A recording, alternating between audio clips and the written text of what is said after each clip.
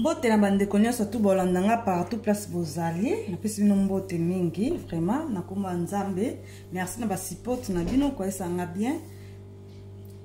lelo na yo la sabino makoso na lama makoso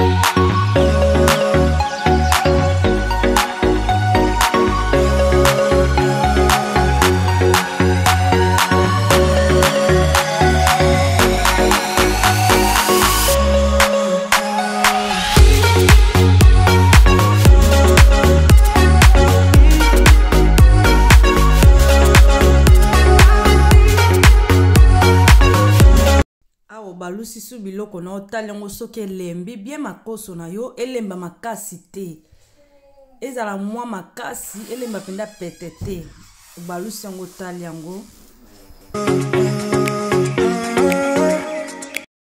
obakisi mai na yo so omoni elembi bien te obakisi mai na yo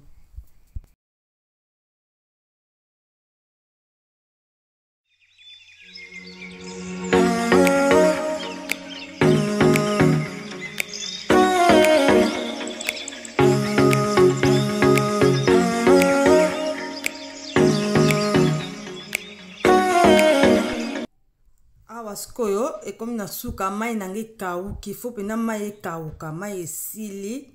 nazwi huile nanga yango na ota huile nanga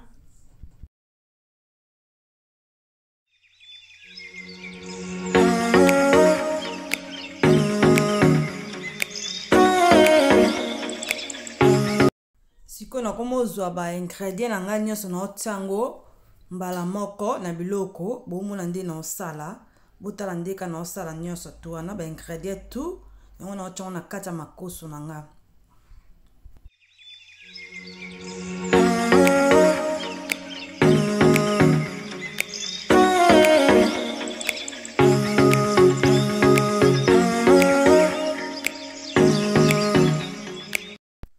simo banjo balusango nyonso tu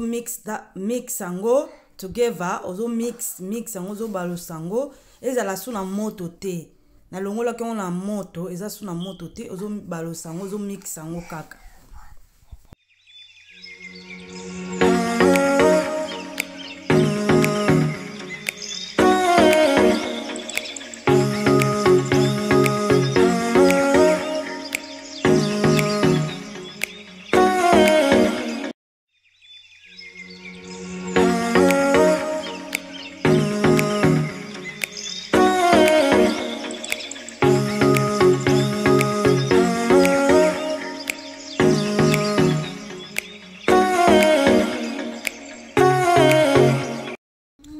ozwi mayonnaise na yo obandi otia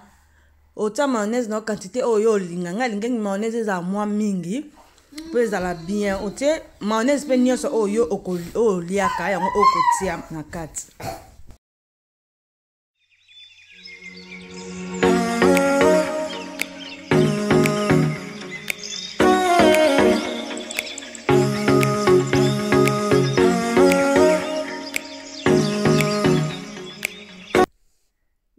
look like wow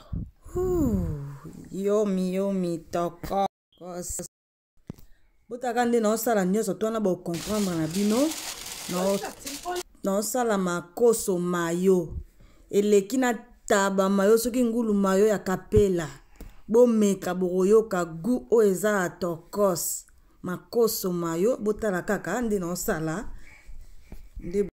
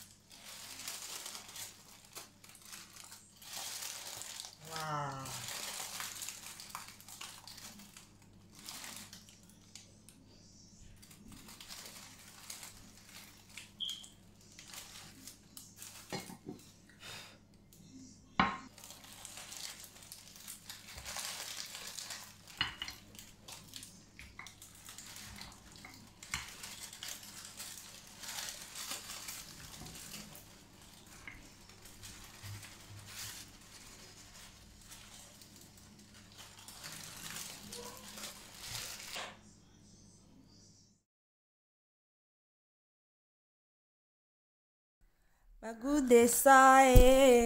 makoso mayo gu oezawa bomeka boyoka bondo ke kote batekela bino tosomba wapi wando sala yango eza nango easy mpona osala ezorumela nango te ezwa nango tante beplisi mpe eza nango mingi te eza vraiment kitoko makasi bolia yango bokosepela nango vraiment eza vraiment kitoko makasi gu wow.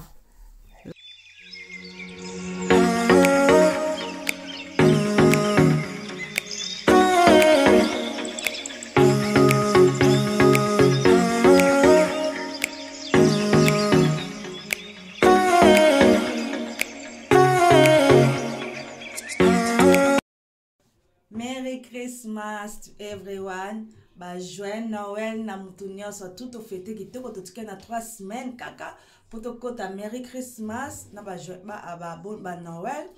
na Happy New Year ba bonne année na batunia so tout au fêté kitoko santé kitoko nzamba batela biso to kokisa nkolango